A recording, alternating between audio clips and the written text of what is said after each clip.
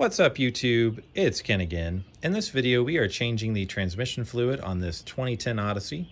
In front of you are 4 different bottles of ATF DW1.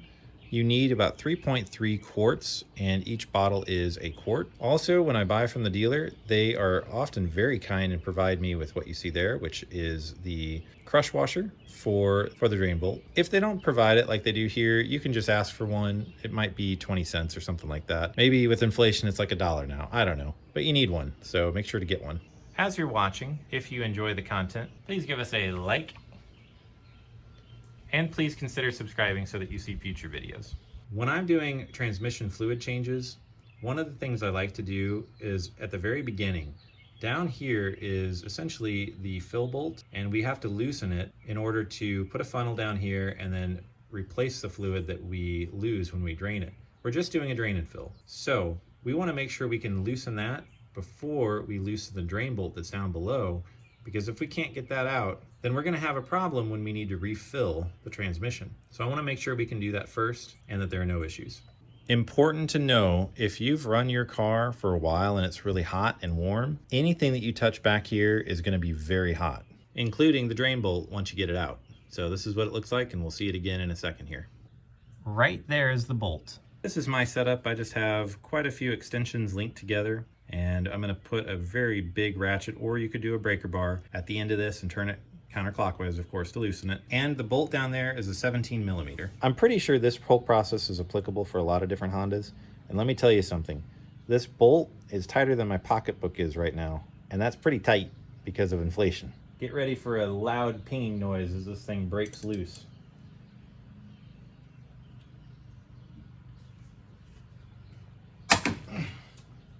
That was it. Sounds like something breaks every single time, but I don't believe it did. Really important to note, there is a washer, I guess a crush washer, I'm not really sure. I don't actually change this one personally, maybe you're supposed to, but don't lose that, it's right here. Another thing that I'm gonna do, this right here that I'm pointing at is the transmission dipstick. I'm gonna pull that out and get a read on it, and that way I'll know how much fluid is in there currently. Granted, the engine is cold. The proper procedure to check for this is when it's warm. We'll talk about that all later, but I just want to do this to eyeball what the level is. Okay, so my level is pretty much up to the second hash mark. It can be a little bit difficult to read, but that's what we're going to call it at. And it is fairly cold. I just basically reparked it into the garage. I do like to leave the dipstick out as well. I believe that with that being done, as well as of course with the fill bolt out, there's more air that can push through the transmission and allow the draining process to happen quicker. This right here on my 2010 Odyssey is where the drain bolt is. I believe on my other Odyssey, it's actually on the other side of the transmission. For reference, this is the tow hook that I like to jack up on. I think it's a tow hook anyway. And again, that's the drain bolt. It's a 3/8 inch. I actually don't even jack the car up for this process. I just have it on level ground. And then I put the pan right underneath so that the oil is caught as it's emptying out. All right, with that cracked loose, I'm actually going to just go ahead and unscrew it. It will have a crush washer on the end of it. And of course, I like to try and catch the drain bolt if I can. If this is really hot though, if you've been running the engine for a while, be careful because this could burn you. Now, that looks nice and red because I actually did this drain and fill not too long ago. I wanted to do another because the fluid was really dirty at the time.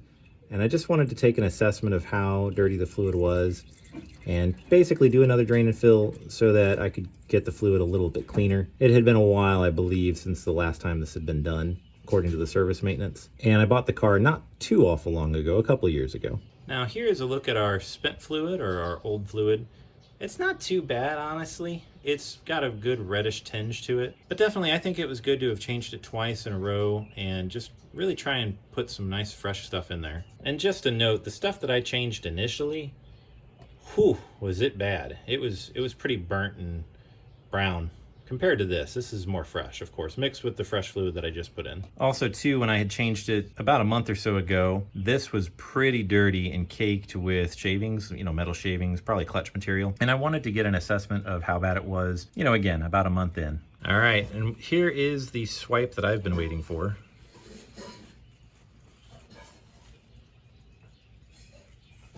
Yeah, I'm pretty happy with changing it at this point. That's quite a bit of silver there. This is a magnet, by the way. So we'll get this nice and clean. We'll replace the crush washer. Even though it's fairly new, I'll go ahead and replace it anyway. All right, and with it dribbling just like that, I'm gonna go ahead and put the crush washer back on the bolt and put the drain plug back in.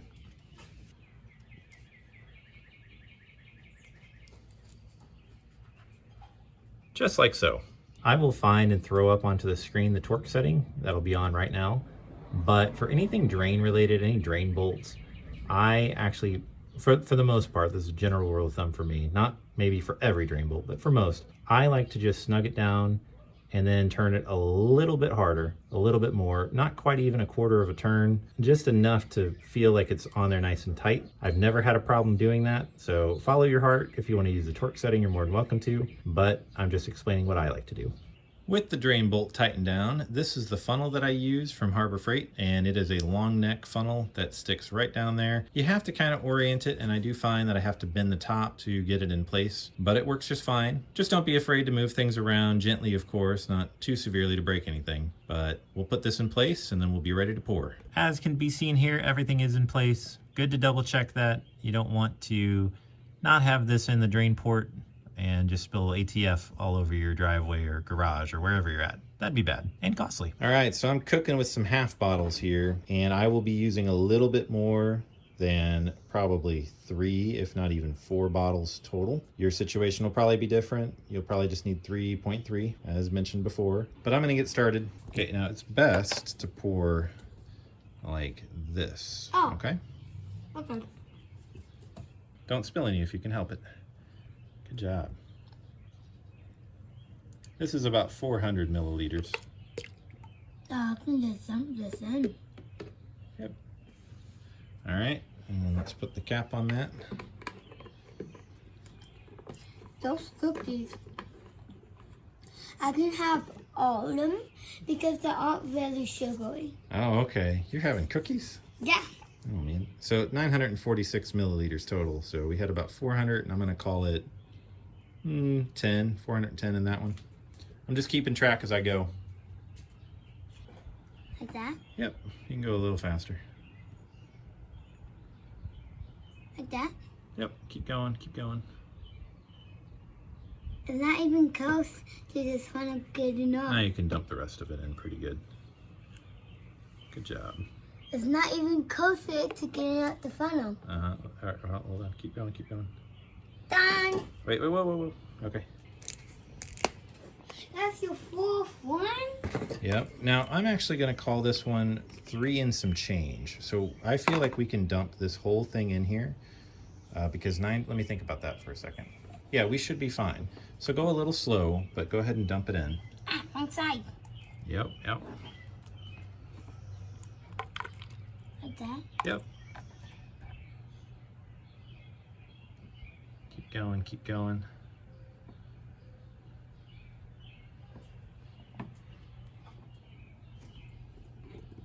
Good job.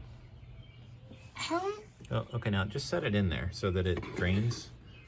How is it even close to getting up the funnel? It's probably only about to there, so it's not getting very close up the funnel. All right, so now what I'm gonna do is check the level. Can I get my cookies? Yeah, go ahead. Thank you for your help. This is the level that we're at cold. So I'm actually going to bring it up to that first hash mark at the very least. So I think I'll put maybe 100 to 200 milliliters somewhere in there because I still feel that I haven't put quite 3.3 quarts in. So I'll do that now. It's hard to hold this and let the camera focus at the same time, but I got a little bit over aggressive in how much I poured. It's close, I would say 3/4 of the way to that second hash mark. So at this point, I'm gonna close it up. It's all the way up on this side, but on this side, it's only about 3/4. I'm gonna close it up and fire it up and just get it to operating temperature. And then we'll just make sure that we're not overfilled. If it's past that second hash mark, I'll just drain a little bit out. I have done that in the past, but I don't know that it's really worth worrying about. That's just my personal take on it. So I'm gonna get that going and I'll meet you back in just a moment once it's heated up. All right, this bolt's going back in. I'm gonna throw up the torque spec on it on the screen here, but I'm gonna be honest with you, for this one too, I just get it tight.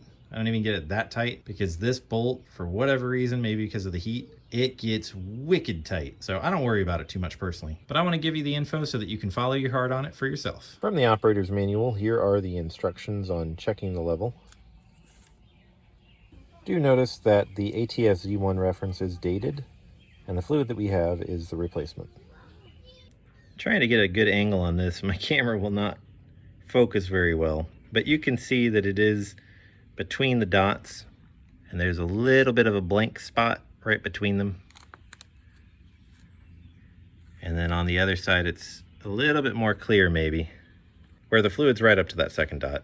I'm happy with this. I do find that this is a little bit hard to read. It doesn't have the hash marks like the oil dipstick does. So, you know, I think getting close to that 3.3 quart fill is good. Just, you know, putting at least close to, if not right at that amount back. And you may need more because, you know, if some of it's leaking, then you could have started with less. So just keep that in mind. All right, well, I think that this is a good place to wrap the video. Please do give us a thumbs up if you like this content. Please also consider subscribing so that you see future content. I have 2 Odysseys, so there's sure to be more Honda content in the future. And in fact, I do plan on changing out the filter on an 05, which sits right about in there. This is a 2010, so it doesn't have it there. The 2010, the filter for the transmission is buried, so I don't know that I'll ever change that. That's why it's really important on this car to really keep the fluid changed and well. But yeah, we'll wrap here. Thanks for watching. Peace.